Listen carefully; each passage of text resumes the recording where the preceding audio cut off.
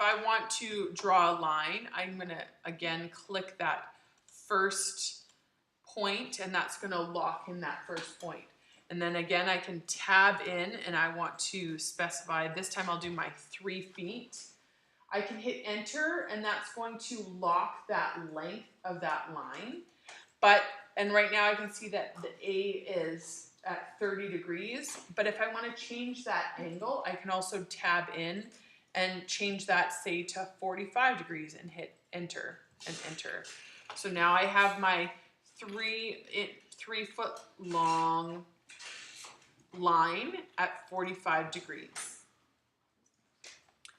Okay, so I can also draw my line. I could tab in and tab again, and I can specify my change in X, and tab again and specify my change in Y. I can set my X value, tab again, and I can set my Y value. Okay, so you're gonna wanna play with this. There's different ways of creating these lines. There's different ways of modifying them after. And you can just point and click. The thing is, we are creating technical documents. The isometric house that we're drawing, they're not necessarily, it is more of an artistic assignment in that I'm not asking you to draw things at a specific length. You're measuring approximate values with your imperial scales. When we're drawing though, we want to make sure that lines are of a specific length. Most often we want to know that what we're drawing on paper translates correctly to real life 3D objects. So we want to make sure things snap and are located at intersections, and I'll go over snapping as well. And so this angle, or this line, I know is at 60 degrees. And like I was saying, isometric, we draw at 30 degrees, but I'll go over that again. I'm gonna select all of that right now. So when I draw my line, I can see that I can scroll through a variety of angles. I can go, if I wanted to, I could create a line at an angle that's 10.98 degrees. That's totally an arbitrary value. When we're drawing, we're most likely going to want to use standard angles of 30 degrees, 45, 60, 90, all those constrained angles. So I can draw my line at any degree, or what I can do is I can draw a constrained line. So like I was saying, most often we're going to want to draw at those set angles. So if I hold shift, and you can see actually that when I hit those specific values, it gives me these extra guidelines that pop up. So here it shows at 30 degrees, and here's 45. But I want to make sure that I know that I'm hitting those angles. So what I can do is then I can hold shift, and then it locks my line into those set angles. So you can see that the only angles that I can hit while holding shift are 90, 60, 45, 30, and 0. Okay?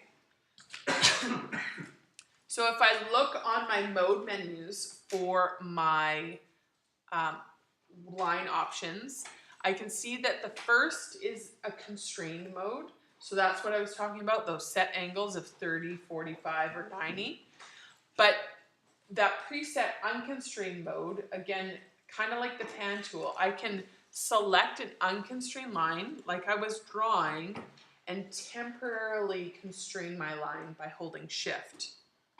So if you notice that you're drawing your line and you can't draw it at an angle that you want, you're most likely in constrained line mode. So see, now I'm in constrained line mode and I can only hit those degrees.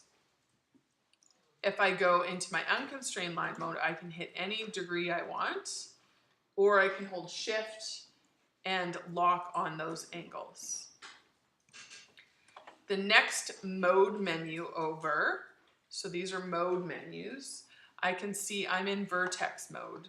So I click, my first click is setting my first point, my left point of my line. My second click is setting my right point of my line.